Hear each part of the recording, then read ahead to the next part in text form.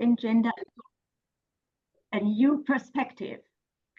My name is Anita Schnetzer-Spranger. I'm head of delegation of Zonta International to the Council of Europe and co-chair of the committee NGOs as Advocates for Gender Equality and Women's Rights, the Gender Equality Committee of the Conference of INGOs at the Council of Europe. At my side is my colleague and co-chair, Bettina Hahne, member of the Optimist International Europe. It's our pleasure to serve you today as moderator and administrator on the session. The session will be recorded. We are very happy that this relevant topic on the role of men and boys in gender equality encouraged so many NGOs and advocates for women's rights. We are having around 290 registrations. So, Bettina, please lead us through the details for today. Hello, and welcome also from my side. I'm doing the backup for this webinar. Let me briefly explain some technical details. When you move your mouse over the bottom of your screen, you will see several buttons. One of them is round and looks like a globe. If you need simultaneous translation between English and French, please click it and pick either language. Si vous désirez une traduction simultanée en français, veuillez passer avec votre souris sur la partie basse de l'écran. Il y aura un bouton sous forme d'un globe. Cliquez dessus et choisissez français.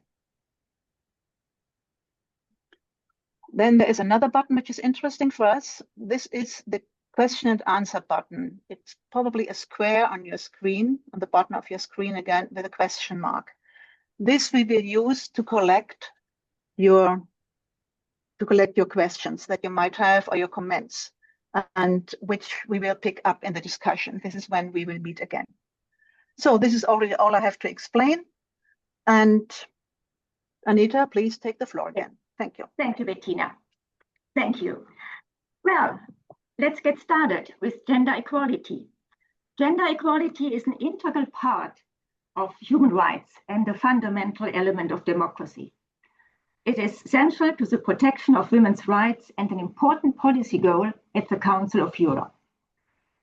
There is a consensus on the major importance of men's and boys' role in achieving gender equality. Gender equality has many root causes: stereotypes, sexism, toxic masculinity, etc. But what prevents men from engaging in gender equality? To stop discrimination, gender-based violence, and domestic violence. So, with the help of our expert Alessandra Pauncz, this webinar will flip the script and explore how addressing male disadvantage can drive real progress for all. Please allow me to welcome our expert Alessandra Pauncz. She is the Executive Director of the European Network for the Work with Perpetrators of Domestic Violence, a member-based organization that brings together over 80 institutions and professionals across Europe, dedicated to ending violence against women and children by engaging with those who are perpetrated. The network promotes the development, implementation, and evaluation of responsible and gender-sensitive perpetrator programs that prioritize the safety and well-being of victims. And the network is also a member of the Conference of INGOs at the Council of Europe.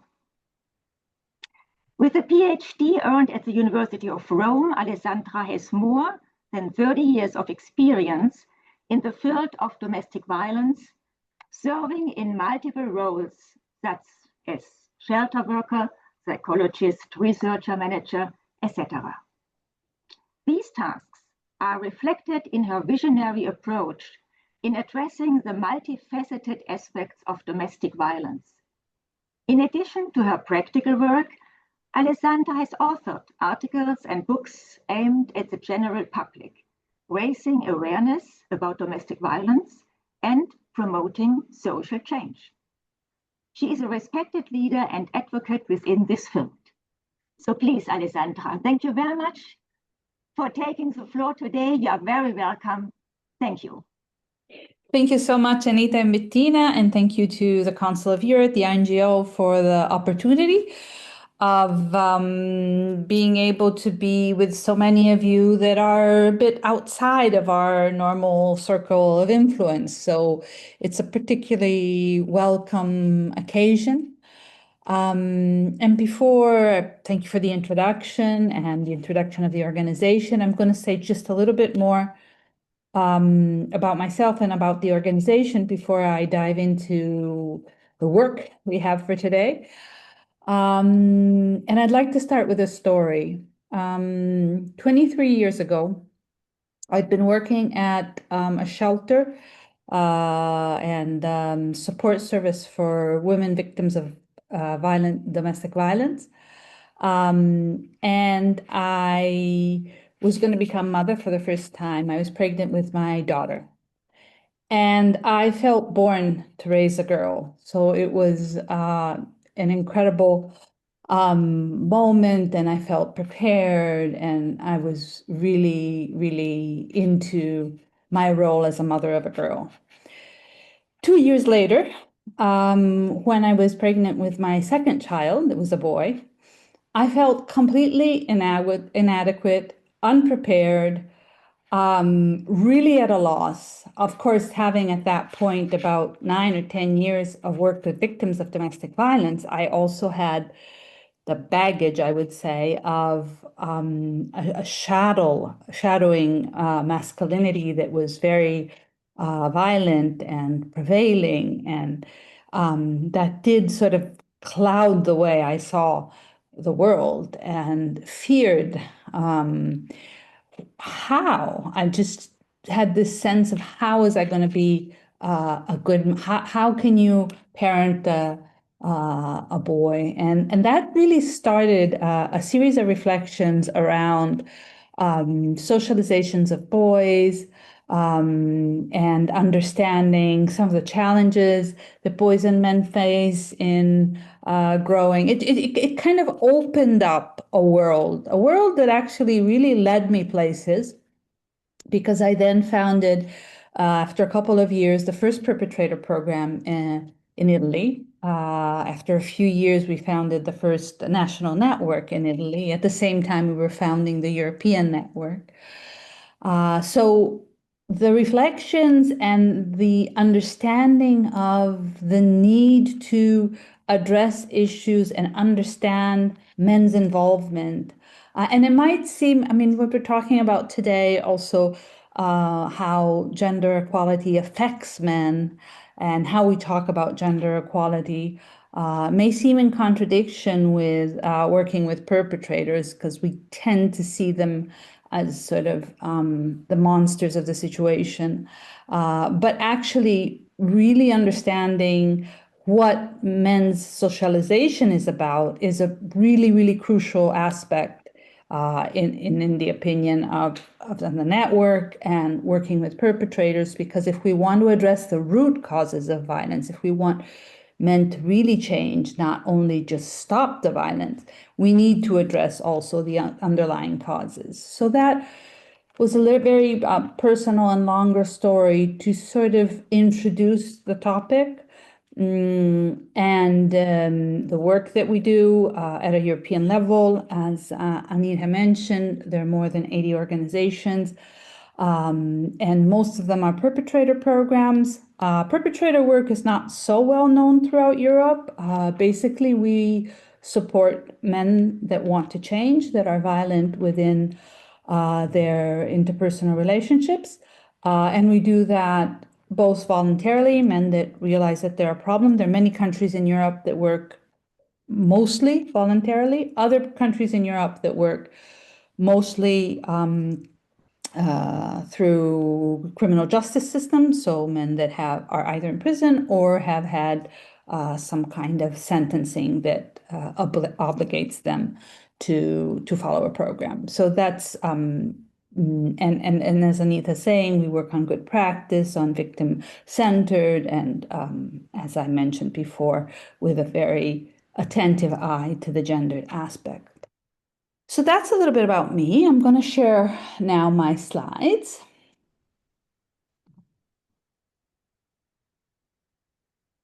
Okay.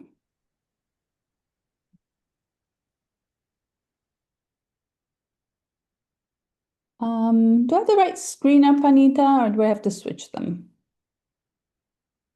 You have to you go into your presentation mode, Okay. and perfect. then the Okay. So now we have the initial slide, right? the initial slide, but I also can see the green one, the first one. Oh, okay. So then, so they're both. Now we have your presentation mode, and then but you should see on your screen this slide and the next slide on your screen. Yeah. Okay. So you just see the important is what you see at this point. Yeah. Great. Okay. So the topic of today, as we said, is sort of reflecting around a slightly different perspective, trying to reframe a bit how we approach discussing gender equality if we want to understand and address these issues with men and boys. I am also going to present some data and some structural trends of Europe that are affecting boys and men. Some of them may be things that you already know, maybe some new information, but I would say that putting it all together within this framework may sort of be slightly different. And we will then pass to discussing a bit of strategies, a bit of best practices around this topic. I am going to point you in the direction of some organizations that have developed a lot of really interesting material. I'll also share a video with you around these topics. And obviously, I will quickly now at the beginning of the presentation just reference also how this fits into the bigger framework of the Istanbul Convention and the European Directive. When we were discussing this workshop, the conversation was very much around how can we talk about issues of gender equality from a different perspective, from a way that is not only about the necessary empowerment of women and girls, but can also account for what is happening with men and boys, because we see this increasing worrying trends around misogynistic spaces online with different trends on violence against women. We see young men are still committing violence against women. It's not really changing. We are seeing that in many gender equal countries, the violence is still prevalent. So it's really a time in which we need to rethink some of the strategies that we have in how we address the issue. And this is not to say that there isn't gender inequality and that women aren't discriminated against. There are very real and huge gaps within the system in which women are discriminated against. But we believe that it's not a zero-sum game. It doesn't mean that if we address women's discrimination, we can't also address certain injustices or certain difficulties that men may be having. So it is about, it's not an either or, but it's about creating an and, it's about creating a more ample lens to look at this. So we start this by maybe asking questions a little bit differently. So traditionally, when we're approaching engaging men and boys, the idea is women are discriminated against, and we need to ask men to support women's rights, which obviously is an important aspect of the work, but it is also, and any of you that has ever worked around the issues of gender equality or violence against women and has talked in an audience with a lot of men knows how easy it is for the comment of, yes, but men are also victims of violence. Yes, but what about this kind of experience? Yes, but you don't consider that. There is a very real sense in which we encounter time and time again a pushback in understanding discrimination, just looking at it from the violations of women's rights. So the idea here, a thought experiment, is let's try and understand the male, is there a male experience of discrimination? Why do men and boys feel left behind? Is there any data that supports this? Is this just a perception? Is there something that's actually happening? And then what kind of engagement can maybe bridge this gap? And what kind of change is needed to support?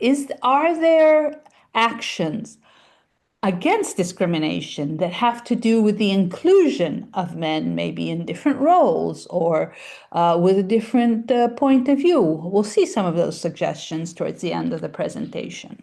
So that's the ambition of today's workshop. Let's see how we go. Please drop questions as we go along in the question and answer square. I will be sure to leave some time for questions and answers at the end. I would be very curious to hear from you. So very quickly, what is the legal framework that we're looking? What's the general picture? We have Article 12 of the Istanbul Convention, which is an obligation to prevent violence and change attitudes. Article 14, which is on non-stereotype gender roles in education. And I'll show you very quickly the various points. And also in the directive, we have Article 34. So this is Article 12. So we want to promote changes in social and cultural patterns of behavior of women and men with a view to eradicating prejudice. And also we have at point 3, any measure taken pursuant to this chapter shall take into account and address the specific needs of persons made vulnerable by particular circumstances. So in this case, we're actually addressing persons, not necessarily only women, but whoever is made vulnerable by particular circumstances, and we place the human rights of all victims at the center. And then the necessity of encouraging especially men and boys to contribute proactively. So in Article 12, it's very explicit that this is a really important aspect that we need to cover. In Article 14, we focus on teaching materials and issues on equality between women and men, non-stereotype gender roles. So this again is nonviolent conflict resolutions. This is also very linked to the things we're going to discuss today. And in Article 34 of the directive, we have measures to prevent violence against women, and this supports targeted awareness-raising campaigns or programs aimed at persons from an early age. So again, this aspect of prevention and need to sort of address these issues as early as possible. And here, I think, is the call to action also to civil society organizations like we are to sort of be a part of this aspect and of the change. This is another point around including critical engagement with the digital world. We know that this is a critical area. We're going to sort of mention something about this. The video that I'm going to show is related to this. So this also has to be part of the topics that we address and what we're working on. So What does the data actually show around the male malaise? Are men really victims of some forms of discrimination or difficulties in their existence? And if they are, what does that look like? What does the data say? In Europe, we have an 11.2 gender gap for completed tertiary education. So this is a huge, huge gap. And within the mental health aspect, we have a very high rate of suicide of men. We have at-risk behavior. We have numbers in alcoholism, drug abuse, and also a lower life expectancy. Let's see what the numbers tell us. So this is a population aged 25 to 34, which have attained tertiary educational. And we see that the men are the golden line underneath. They grow from 2013 to 2023. So there is a trend that's rising. But look at the women. The women are in red. They start from farther up and they're way over, almost up to 50%. And 45 is the goal for 2030 around tertiary education in Europe. And as we see, women have exceeded it. They arrived around 2019. They arrived at the 2030 goal, but men are still way below this threshold. This is again tertiary education, a slightly different age range between 30 and 34, and here we have it divided by countries. But as you see, throughout Europe, the -7 is the gap between men and women, all in favor of women in this case. So we see that there is definitely an ongoing gap. Germany seems to be doing better with -1. Latvia with a -25 is sort of on the more critical side. So there is a really a very definite problem around the education system. If we look at mental health, we know that there are higher rates of suicides for men, higher rates of addiction, risky behavior, untreated depression.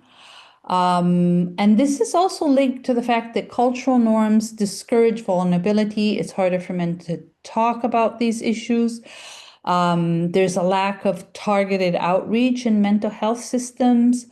And so we will see that these are the suicide rates, and there are about 8 out of 10 of the suicides that happen throughout Europe are men.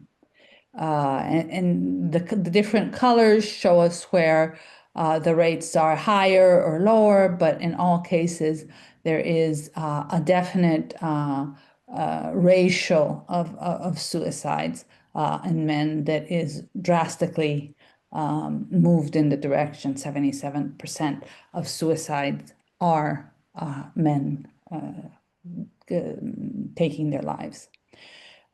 These are trends worldwide, and so worldwide, what is happening in Europe is reflected on a larger scale, and the number, the global suicide rate is 720,000 million people, and again, we have a very higher suicide rate for men. Again, this is divided by, here we see again the sort of the numbers on females are orange, males are yellow, and it's divided by regions. And but in all cases, we have a higher rate of suicides. And here it's also interesting because Europe and Africa are particularly strong in terms of having such a high rate of male suicides. Again, sort of showing these trends around the world: intentional self-harm, and the prevalence, 8 and 10 of these suicides are among men. These are charts around substance use disorders, and some of the data here tells us that 11.5 of boys and men over 12 have a substance use disorder compared to a 6.4 of women and girls. So about double the number of boys over the age of 12 have a substance abuse problem. Again, here we see the share of females and males. It's a little bit crowded. The drawing, so it's a little bit hard to see, but they are on the left-hand side, it's the share of males. On the bottom-hand side is the share of females, and so we see how, for example, here in Spain, it's 1% to 2% of females to males. It's about double. Alcohol abuse seems to show us the same trend. 20% of adult males have alcohol abuse. Only about 5 to 6% of adult women are alcoholics. So in Europe specifically, 30% of the adults reported in engaging in behaviors with acute consequences. 43.3% were men, 17.9% were women. So here too, we have an area of serious problematic behavior. Also at-risk behavior, male account for 76% of the people killed on the roads in the UA, and this is research done in 2011. Males have more than 3 times the death rate of females on the roads and in the EU. And also interesting that males are killed on roads mainly as cars drivers and motorcycle riders, while females are killed as pedestrians and car passengers. So if you look at the rate of the 76%, it's actually even higher, considering that most of the men are responsible because they're somehow driving more dangerously, and the women that die are often pedestrians or passengers. And the last aspect that I wanted to touch on is life expectancy and the gender gap. We know that men tend to underutilize healthcare services, leading to delayed diagnoses and treatments of chronic conditions. And we know that this contributes to higher mortality rates from the diseases.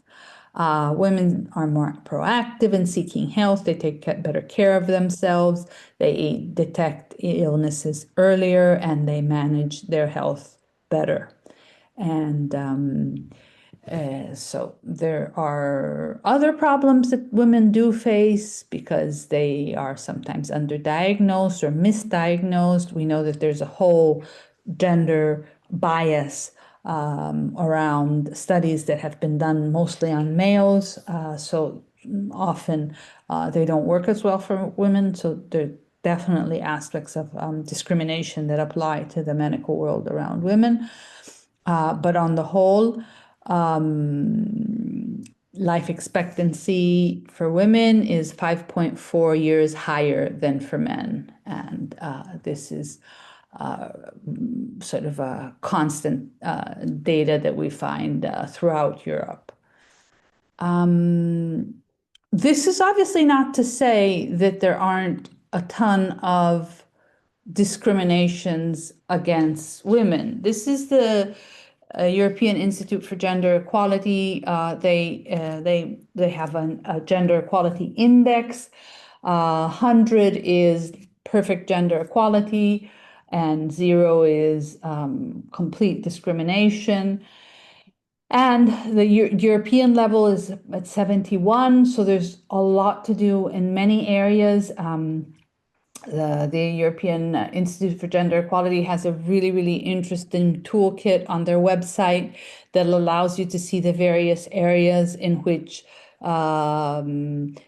gender equality is divided by different countries, so you can actually really individualize depending on the country that you're looking at to see exactly how your country is doing and in the different areas. So again, as I mentioned before, by mentioning these aspects that have to do with men's difficulties, I'm not saying that there aren't serious discriminations against women that we need to improve and that we need to make better.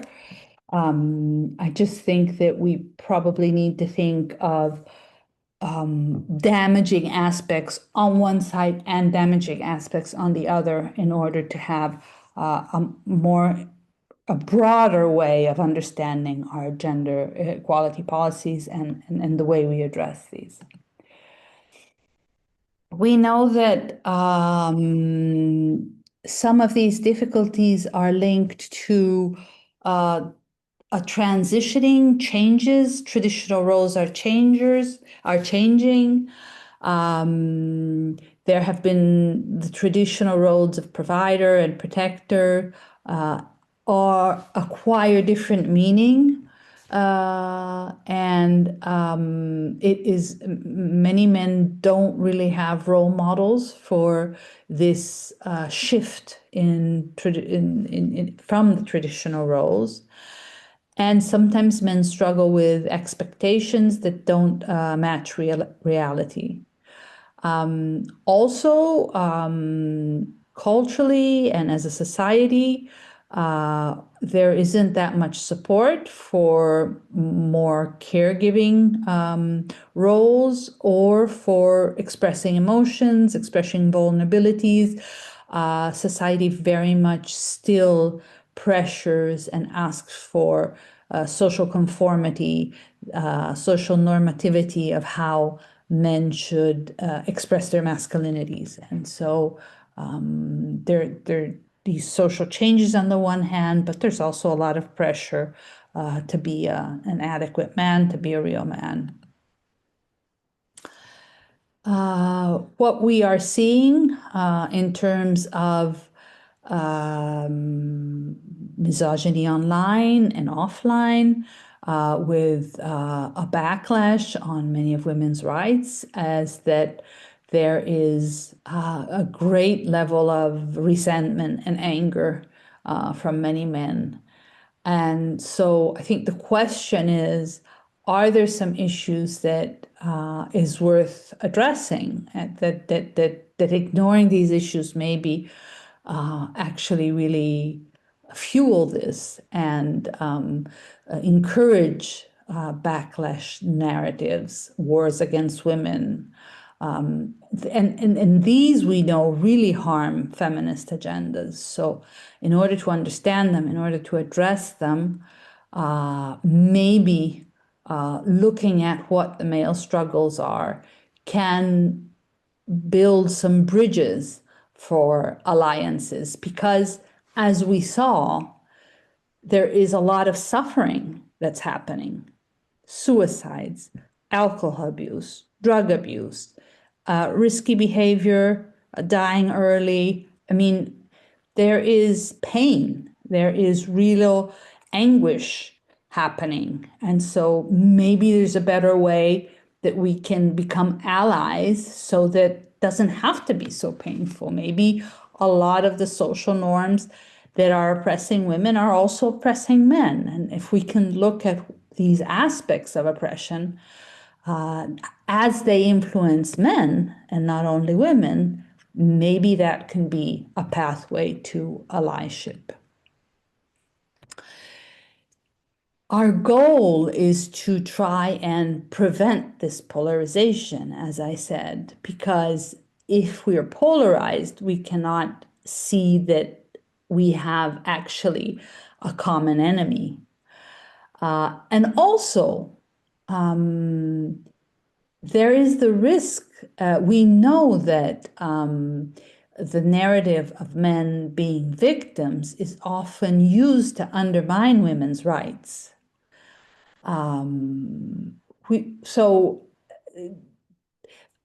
understanding that narrative, understanding some of the issues that are underlying, somehow we hope can sort of strengthen a way of discussing this in a healthier way that doesn't undermine women's rights and helps us to bridge and create strategic engagements.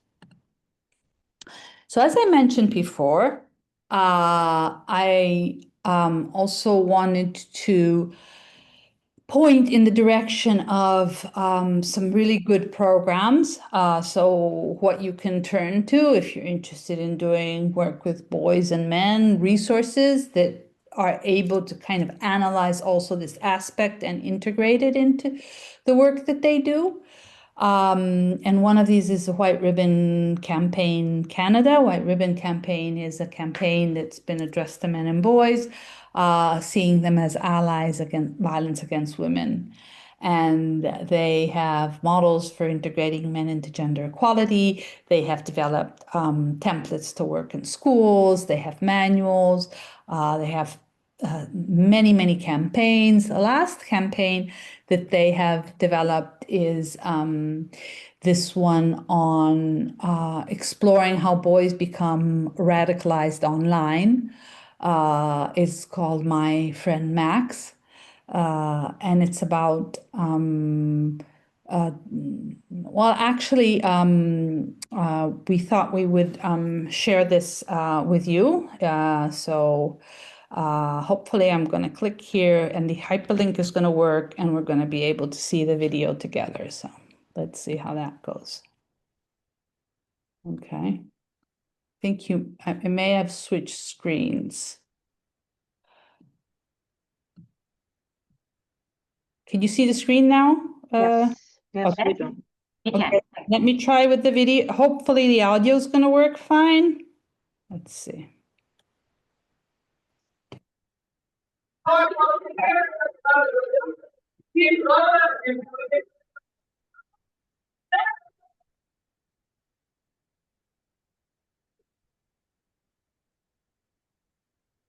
Thanks so much. Everyone's okay? Have a good day. Can we talk about it tomorrow? Yeah, I'm sorry I have to go. I love you, okay? You'll be good? Hey, love you.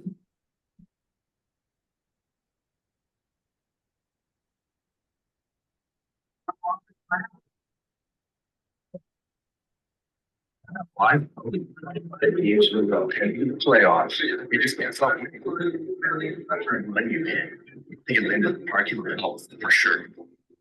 All around.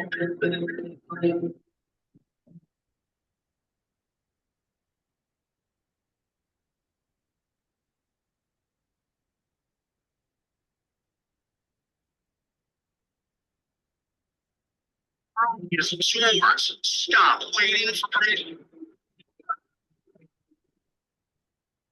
You're either a predator.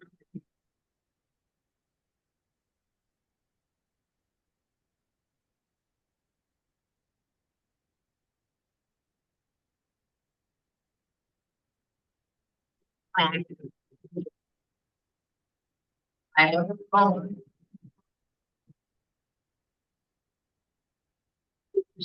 Sure.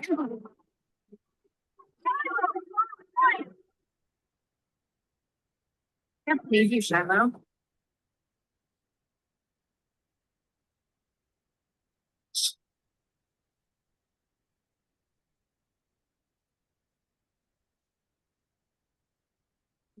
Hi. Mom.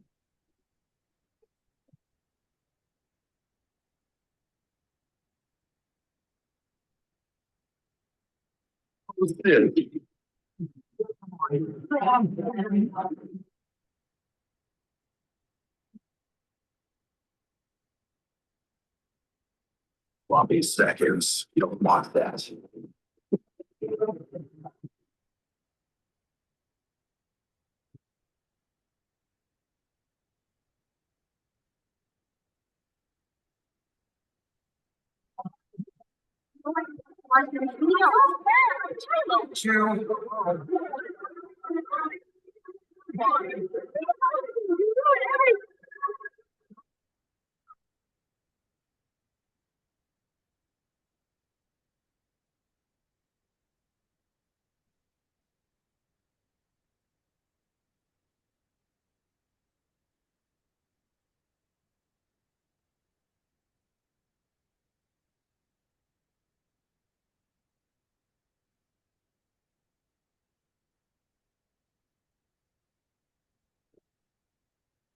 Okay, so we'll maybe discuss a little bit at the end.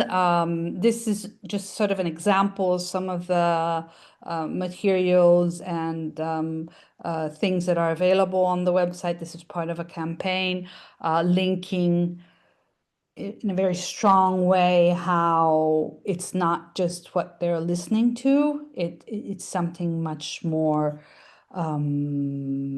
real. It's not just sort of ideas online. And then another really good resource is Equimundo's website. They have Caring Masculinities campaign, very many resources. These resources will be available because you're going to have the recording, so you can go and look at them if you need them. If you want the slides specifically, you can request them to the organizers of the conference. So let's just sort of briefly for a few minutes look at what are the strategies. How can we sort of address some of these issues that we've seen, and then we'll open to questions. So there's quite a bit of research now that boys' development trajectories may be different from girls. So the ideas around reforming education and thinking about educational systems in a different way that don't discriminate and don't disadvantage male learners is something that we have to start thinking about. Approaches that are more hands-on, movement-based. Also, a little bit later, boys seem to mature 1 year later, so that also should be taken into account. Also, it has been pointed out how important it is to have role models, increase male representation among teachers, both as a strategy of increasing men in caring professions, but also so that boys can have models and introducing equality within the curriculum. Many men are in declining sectors and they face identity loss. So so it's really important to upskill them, reskilling work. There's been some very interesting campaigns that are shifting men more to caring positions. There's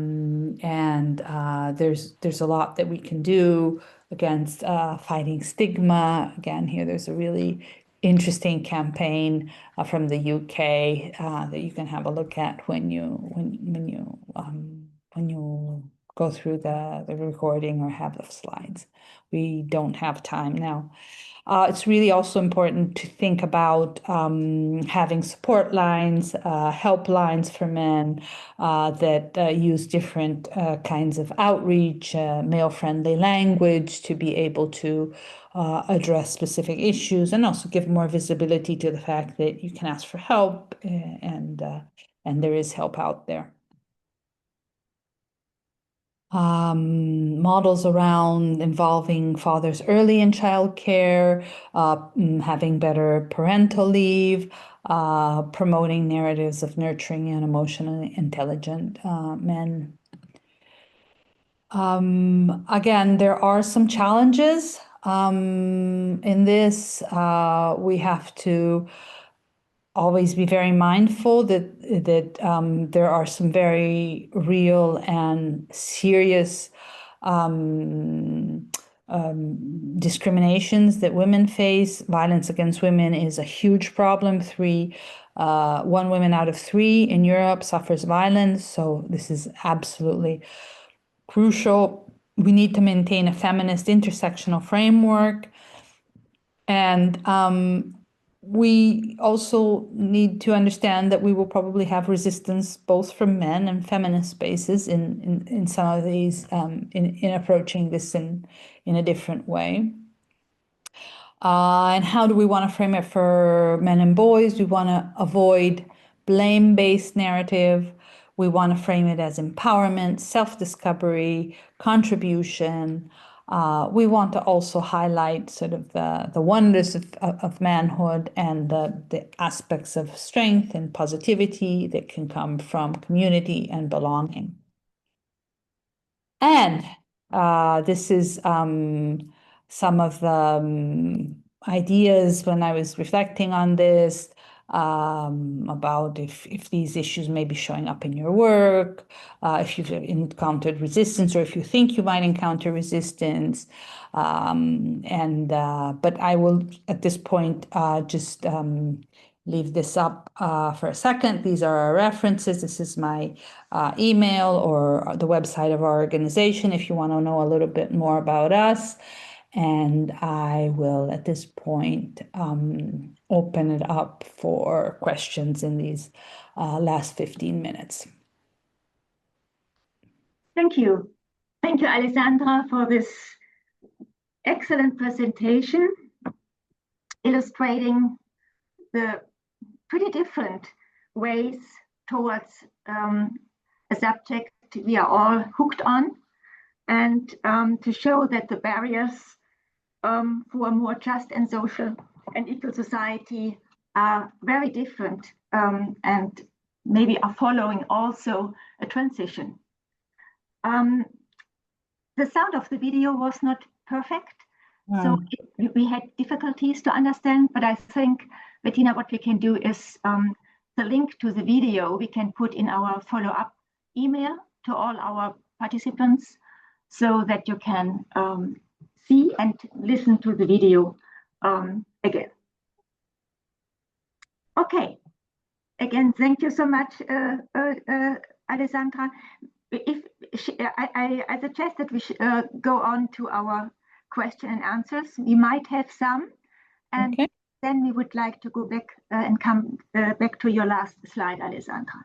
Bettina, do you have some questions? Yes, thank you, Anita. So we will now tackle the questions that came up during the webinar. And there is just one which sounds quite easy to answer, but I think it is quite interesting. Alessandra, what do you understand by male-friendly language? Can you give examples? So, and the non-male friendly language is toxic masculinity. Now we're sort of we're using it all the time, and I think it's extremely alienating, because we are talking about, it's like if we use the really negative framework for femininity, it's a generalizing. It is a way of sort of blanket term. So all these terms that are sort of generally applied, I think are not particularly helpful. So I would say the positive language is also looking at boys' strengths and the aspects of the things that are they give value to, and that and sort of looking at it from a more kind of standing back and observing and listening more, especially if we're talking about boys, young boys, if we're working with boys. Yeah. Okay, thank you. Just to the audience, if you have questions, please I rather think put two questions in the questions and answers. in the question and answers, because this I can more easily react to than in the chat. The chat, it's getting confusing. We now have 70 contributions there. But questions for the webinar, please write them in the box, question and answers. That's the square box with a question mark. Marlene Weidefeld, she has a question. She writes, is there a way in which women can help men to behave properly? Is it only a man's problem, or is there also a change of behavior necessary for women? That's a tricky question, because I wouldn't want to sort of shift into making again women's responsibility for men's change. I think that men are responsible for their own change, and I think that we can look at aspects that are critical and difficult, but we should never step away from accountability. And we know that that is also sort of a crucial aspect. So I think that I don't think it's women's responsibility to change men. I think it's men's responsibility. I think that if we are working as women with boys and men about change, then we have a responsibility to be informed, to understand, to listen to men's experience, and to also be aware of sort of the layers of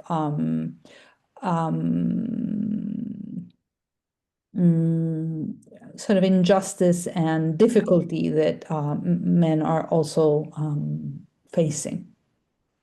Mm-hmm. Yeah, thank you. There is another question which goes a little bit in the same direction. Sonja Hartmann writes, in what way do you think we as women are the right ones to promote helplines and support systems for men? Are we not like the blind ones who are trying to teach about color here? So I think that it's crucial that that men are involved. I wouldn't think that this should be necessarily women-led, and perpetrator programs and a lot of the work that we do in this area obviously is also led by many men. So I think that it needs to definitely be an engagement with men in terms of change. So I wouldn't say that I wouldn't say that it has to be women-led. I think that some women are interested because they, for various reasons, have, I don't know, in my case, I'd worked 15 years with victims, and I thought that it was time that the focus and the attention were shifted back to men. So I think that as women, I think we can have a lot to say, and we can think that the right call is that to shift the focus to men. But I don't think that we can do this without the help and support of men that are working in this field. Mm-hmm. Yeah, thank you. And then there is another question which goes a little bit in a different direction, but perhaps you have an answer to that. It tends to happen, that's Caroline DeMay, he writes, it tends to happen repeatedly that during election times, men appear more feminist than ever, often receiving significant support from women, not just in votes, but also in hands-on campaigning. Women are eager to collaborate, work together, and visibly showcase this solidarity, feeling women and men are allies for a better world, often hoping for and expecting mutual support in return. However, once the elections are over, this valued cooperation tends to fade away as if it were only temporary or strategic. How can women's organizations approach men to stand by them on a long-term basis? I think that the question, the last part should be reversed. How can we ensure that the allyships that men form in certain moments stand through the elections? So I would also say that there's a lot of political movement that's actually straight out misogynist and that is collecting votes with misogyny. So I think that already politicians that are rallying to work to maybe presenting a bit more feminist than what they actually are probably a bit better than a lot of the things that we're seeing now. I don't know that all organizations are sort of so eager. I think that there are risks. I mean, I don't think that there aren't tensions and difficulties in the whole issue that we're addressing and the way we're looking at it. It's by no means simple and straightforward. I think it's something we really need to think about, though. We have to be able to answer these questions, be able to have this kind of data, because we need to dig a little bit deeper around where certain backlashes and certain worldviews and aspects that are extremely damaging to gender equality are coming from. Yeah, good.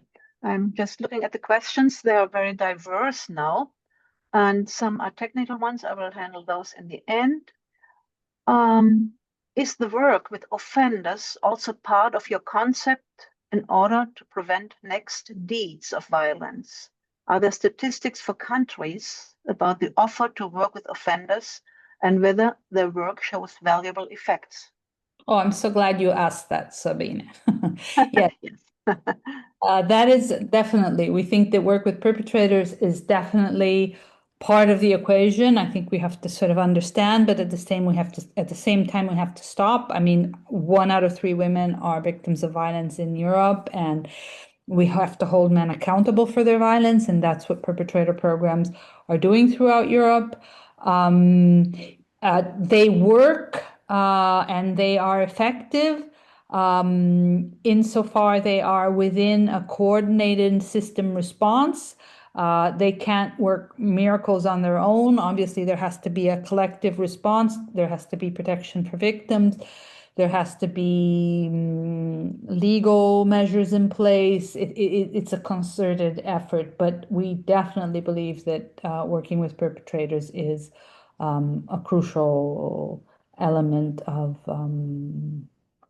change. Good. Emanuele Bertolani, she asks, there are only 2 anti-violence centers in Italy that accept calls for men. Unfortunately, I had to put one through for violence at the hands of a woman.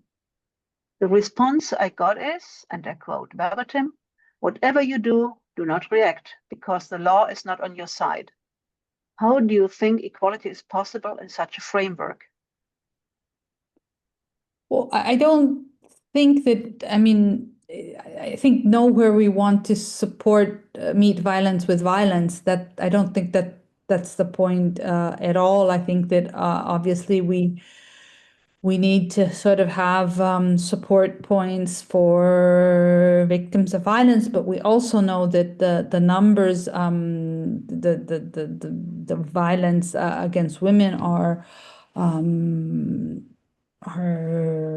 increasing, are hugely disproportionate. I mean, if I was doing a presentation the other way around and I had to sort of take one of the most striking elements around discrimination against women, it would definitely be violence against women disproportionate. So I think that there's a lot of work to be done, but I don't think that the fact of reacting with violence is a good response. Yeah, I think we are almost coming to an end. So there will be one last question, but actually I merged 2 questions which are a little bit similar. We do understand that all those issues exist, but all of them are related to the stereotypes and expectations society puts on men. Yes. The problem is when we try to talk with men, saying that more equal society would benefit them as well and will mitigate the risks they are facing, often there is such a resistance that it is hard to have a conversation. How could we talk to men in a way that they would listen? What argument can we use? And the other question, which goes a little bit in the same direction, isn't the role of education at home and later at school and college critical in building the next generation of responsible boys and men?